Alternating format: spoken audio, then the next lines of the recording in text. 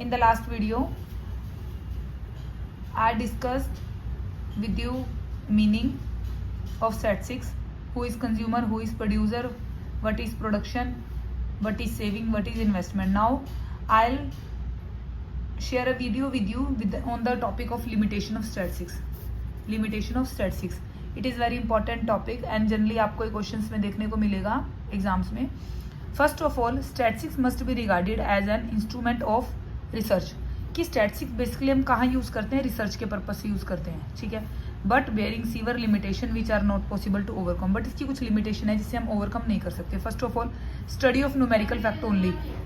First of all, study of numerical fact only. तो इसमें हमने ऑलरेडी डिस्कस किया था कि सिर्फ ये नंबरिंग वाले उसको लेता है, फैक्ट्स को लेता है. तो जैसे ऑनेस्टी है, किसी की फ्रेंडशिप है, किसी की विजडम है, हेल्थ है, पेट्रोलिज्म है, जस्टिस है, इसको ये फॉलो ही नहीं करता. तो सबसे बड़ा इसका यही है. फॉर एग्जांपल, किसी की फैक्ट्री में अगर स्ट्राइक हुई है तो उसे लॉस तो काफ़ी होगा, बट वो हम शो नहीं कर सकते जस्ट बिकॉज वो न्यूमेरिकल नंबर्स में नहीं है.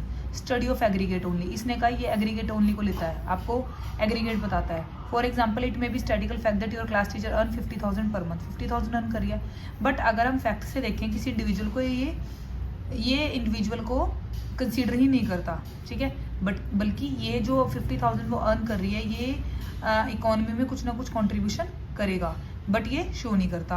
Homogeneity of data essential requirement. किसी भी डाटा को कलेक्ट करने के लिए होमोजीनिटी होनी चाहिए. For example, production of food grain can not be compare with production of cloth. It is because cloth को किस में मेजर करते हैं? मीटर में, और फूड ग्रेन को टन में.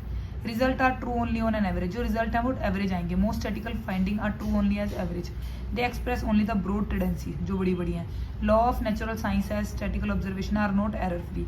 दे are not always valid all condition. For instant, if it is said that per capital income India की 50,000 पर एनम है, ये इसका मतलब नहीं है कि हर इंडिविजुअल की 50,000 है.